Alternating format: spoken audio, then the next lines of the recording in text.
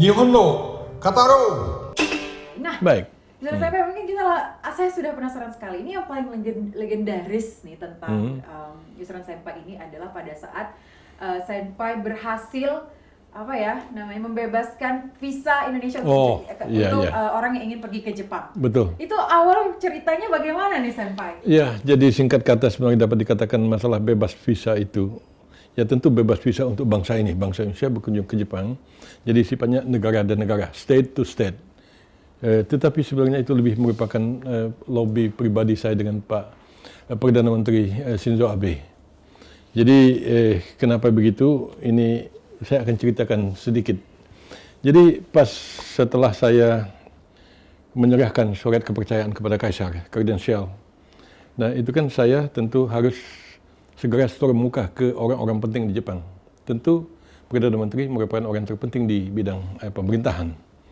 Saya agak stres juga karena pada saat itu Pak Shinzo Abe itu amat sibuk sehingga tidak bisa secara langsung menerima saya segera setelah saya menghadap Kaisar itu.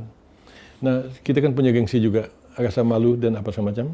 Karena kawan-kawan di kedutaan tahu bahwa saya telah tinggal sekian lamanya di Jepang, sekolah di sana dan seterusnya.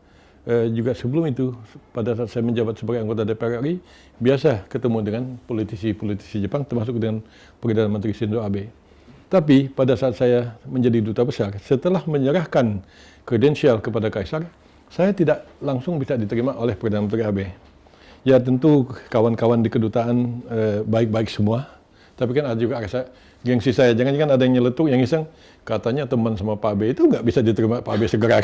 Jadi saya amat resah dengan masalah pertemuan saya dengan Pak Abe. Belum juga. Nah alasannya pada saat itu Pak Abe sibuk. Sebenarnya sih memang iya. Kalau saya tidak salah, pada saat itu sedang membahas masalah anggaran, masalah budget di Parlemen Jepang, sehingga sidang terus. Nah, akhirnya saya cari akal. Jadi kalau tidak bisa ketemu dengan Pak Abe, bagaimana kalau ketemu dengan wakil Perdana Menteri Abe, yaitu Pak Asotaro. Pak Asotaro itu adalah wakil Perdana Menteri yang sekaligus juga menjabat sebagai Menteri Keuangan Jepang pada masa itu. Baru saja beliau diganti beberapa bulan yang lalu, sejak Pak Kishida menjadi Perdana Menteri. Nah, jadi ketemu Pak Asotaro itu, saya pun juga kenal dengan Pak Asotaro. Paling tidak waktu saya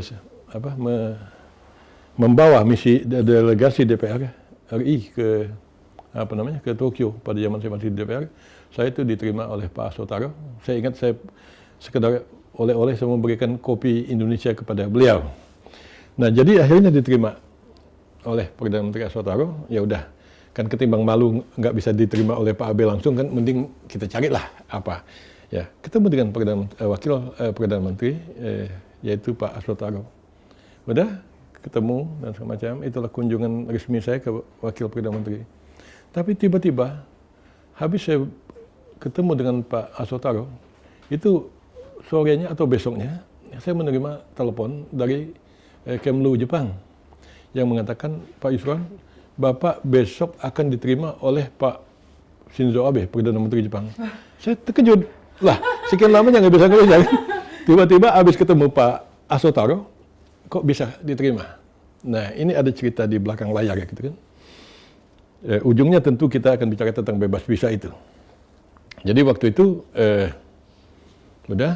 saya siap berangkat ke sana. Dikatakan saya akan diterima oleh Perdana Menteri Abe selama 10 menit saja. Saya pikir nggak apa-apa. 10 menit, bahkan saya sekedar membungkuk pun di depan pintu ruang Pak Abe, itu sudah cukup. Dalam arti kata, saya telah ketemu dengan Pak Abe dalam kedudukan saya sebagai duta besar. Kalau kemarin-kemarin ya, tahun-tahun sebelumnya kita biasa ketemu, tapi sebagai duta besar kan belum pernah. Berangkatlah pada hari yang dijanjikan itu. Tiba-tiba, pas mau naik lift, itu ketemu Pak Nikai Toshihiro. Itu orang berkuasa di Jepang. Sampai kita bicara saat ini pun, Pak Nikai itu masih menjabat sebagai Sekjen LDP, yang sekaligus juga boleh dikatakan sebagai the kingmaker. Dialah yang akan menentukan siapa yang akan menjadi Perdana Menteri Jepang itu kan. Nah, ada lagi satu lagi bersama Pak Nikai itu Pak Hayashimoto, kalau tidak salah namanya. Lalu saya bilang, Pak Nikai, kok kita kebetulan ketemu di lift sini. bukan kebetulan. Pokoknya ada ceritanya. Apa sih bilang ini ceritanya? Dia ketawa-ketawa kan canda-canda. Nah, jadi pokoknya kamu saya culik untuk disembunyikan dan dibawa ke ruang Pak Abe. Gitu kan ceritanya apa cerita gitu kan? Pokoknya nanti deh gitu kan, kamu akan ngerti. Udah masuk di ruang Pak Abe, tentu saya beserta jajaran KBRI Tokyo, beberapa atasnya tentu kita ajak termasuk DCM, Wakil Dubes, atas pertahanan, atas ekonomi dan lain-lain kita bawa. Jadi setelah duduk di ruang Pak Abe, ruang tamu beliau, ngobrol-ngobrol situ, dalam Pak Abe ibarat sini tuh ada pintu, keluar Pak Abe kan, apa kabar? Barangkali tentu saya berbicara dalam bahasa Jepang. Bahasa Jepang. Ini luar biasa sekali nih. Jadi saya katakan, saya katakan kepada beliau karena dekat sekali, jadi saya tidak mau terlalu berbahasa basi. Saya bilang, saya kangen dengan Anda gitu kalau diterjemahkan begitu kan. Nah, jadi kemudian kita berdirilah waktu itu, duduk. Disuruh duduk kita kan, duduk. Nah, jadi Pak Nikai mau mulai cerita. Katanya, tadi kamu itu kami culik ke sini. Nah, tahu nggak kenapa? Cuma kenapa? Pak Abe kan sibuk sekali. Ada puluhan orang yang mau ketemu dengan Pak Abe. Nah, kalau saja satu orang diterima 10 menit. Kalau ada 20 orang, berapa? Sudah 200 menit kan? Berapa jam Pak Abe untuk terima tamu? Nah, tapi kan kemarin kamu sudah ketemu dengan Pak Asotaro. Jadi nggak enak lah Wakil Perdana Menteri sudah terima kamu, tapi Perdana Menteri belum. Maka dari itu, kita masukkan ke sini, ya, secara rahasia, kamu dikasih prioritas duluan. Jadi Senpai diseludupkan ya? Diseludupkan ke sana. Nah, ada lanjutannya. Jadi ya karena saya sama sekali tidak ada hambatan bahasa, tidak perlu penerjemah, langsung berbicara. Dan dari tahun 2006 itu saya sudah kenal Pak Abe untuk yang pertama kalinya. Dan kawan-kawan di Jepang, saya sendiri pun juga sudah punya feeling bahwa ini orang suatu hari akan menjadi Perdana Menteri. Nah, tahun 2006 saya jumpa beliau sebagai anggota Parlemen Jepang dan saya anggota DPR RI alias anggota Parlemen Indonesia juga. Kita ketemu, bahkan ada foto saya dikasih minum teh oleh Pak Abe walaupun bukan teh hijau, tapi teh black tea waktu itu. Nah, kita udah kenal dekat. Terus cerita Pak Abe begini. Saya agak ini juga kan katanya 10 menit karena amat sibuk kan. Jadi pada saat itu Senpai sudah melihat potensi dari Pak Abe ya? Ya, itu dari sejak tahun 2006 gitu kan. Nah, jadi pas ketemu tadi, Pak Abe ya mungkin karena merasa sudah kenal sebelumnya, sesungguhnya kan saya datang itu dalam bentuk kunjungan kehormatan. Kemarin sudah pernah ketemu, tapi dalam kedudukan sebagai duta besar itu pertama kali kan. Tapi mungkin juga karena merasa udah kenal sebelumnya, jadi Pak Abe banyak bercerita luas sekali lah ini, dan menyampaikan beberapa hal kepada saya yang isinya itu adalah tolong ini yang tentulah masalah hubungan ekonomi Indonesia dengan Jepang dan seterusnya terutama di bidang otomotif. Jadi ya saya bilang iya. Terus Pak Abe ingat sendiri, loh kok saya banyak sekali minta tolong sama kamu. Jadi baru tersadar, ini kan kunjungan sebagai duta besar kunjungan pertama kali. Ini kan sebagai kunjungan kehormatan, tapi saya sudah minta tolong ini. Jadi beliau baru tersadar kan. Nah, mungkin karena nggak enak hati bilang ke saya, nah oke, sekarang giliran Dubes Yusron Taisi, nani gak hoshi, Ambasador Yusron, apa yang Anda maui? Saya bilang, saya satu saja. Itu sudah satu saja. Saya bilang, dulu, silakan. Saya bilang, itu masalah bebas visa. Oh, beliau kaget kan? Nah, saya bilang begini Pak Abe, itu dari Asia Tenggara, negara-negara ASEAN, beberapa negara ASEAN, Singapura dan Malaysia, sudah bebas visa. Nah, tetapi kami bangsa Indonesia belum bebas visa. Saya sebagai orang Indonesia merasa malu, seperti kami lebih ini daripada bangsa yang lain di Asia Tenggara ini. Oke. Oh, dia langsung tunjuk di beliau sebelah kanan itu, karena ada satu lagi kalau nggak salah waktu itu Dirjen Asia Tenggara atau apa di Kemlu Jepang, saya lupa mungkin namanya Pak Ishikawa atau apa, yang jelas beliau itu menjadi duta besar di Manila pada saat itu. Ishikawa-san, cotto nih, aku no visa no koto, hai, kata saya kan. Jadi kata Pak Abe mengatakan, Pak, apa namanya tadi Ishikawa, ini tentang visa ini sedikit ya langsung kan. Jadi nggak perlu dijelaskan lah ceritanya kan. Udah kita kongko itu nih. Katanya kan diterima 10 menit. Pak Abe itu 2 kali diingatkan ajudan ibaratnya waktu sudah habis. Ya, cotot. Daya budis. Tidak apa-apa gitu. Tidak apa-apa sebentar lagi. Oke saja. Wah. Saya ingat Pak Abe waktu itu bercerita tentang waktu itu kan Jepang dilanda oleh tsunami besar di Kesenuma kalau tidak salah.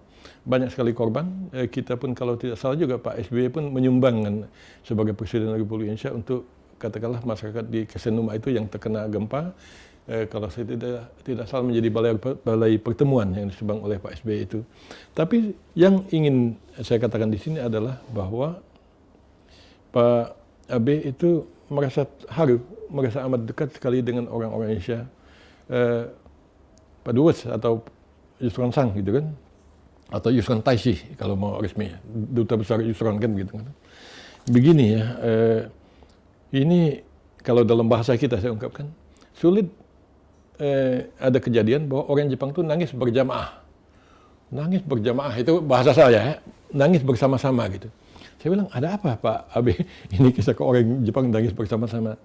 Ya kita baru saja dilanda gempa di Kesenuma. Lalu perhatian orang Indonesia itu luar biasa.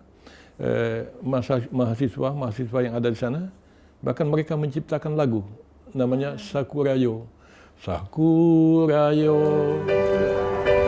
Sakura no inochi ga toshi no wa wazuka de chiri ochiru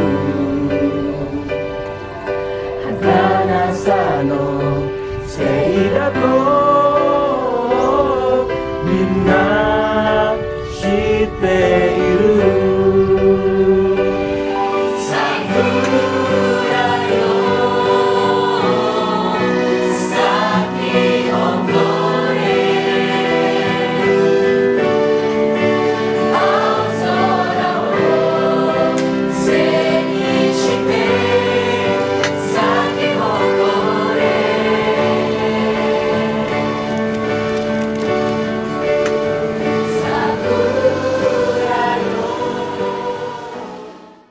Itu lagu itu amat mengharukan. Inilah masalah hubungan kedua bangsa. Ternyata kalaupun kita bicara negara dan negara, bangsa dan bangsa, tetap saja kita bicara dari hati ke hati. Saya kaget kan. Lalu katanya, ibu saya pun ikut-ikutan, kata Pak Abe kan. Jadi kasarnya mungkin kalau diterjemahkan pakai bahasa kita, Beh, kamu udah lihat kah itu pertunjukan orang Indonesia nyanyi-nyanyi itu gitu. Saya udah pernah loh ini kan menyaksikan.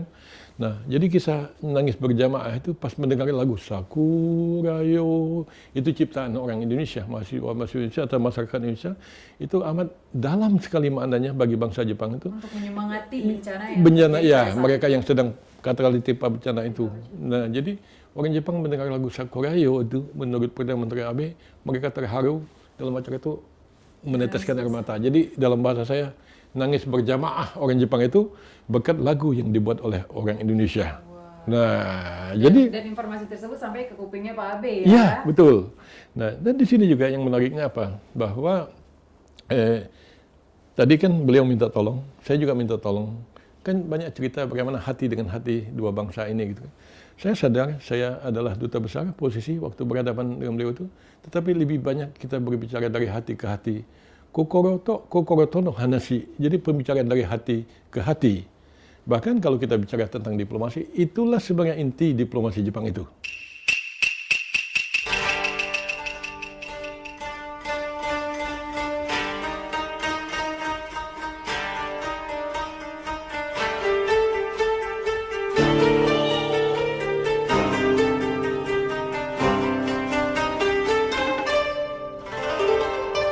Nihon no Kataro.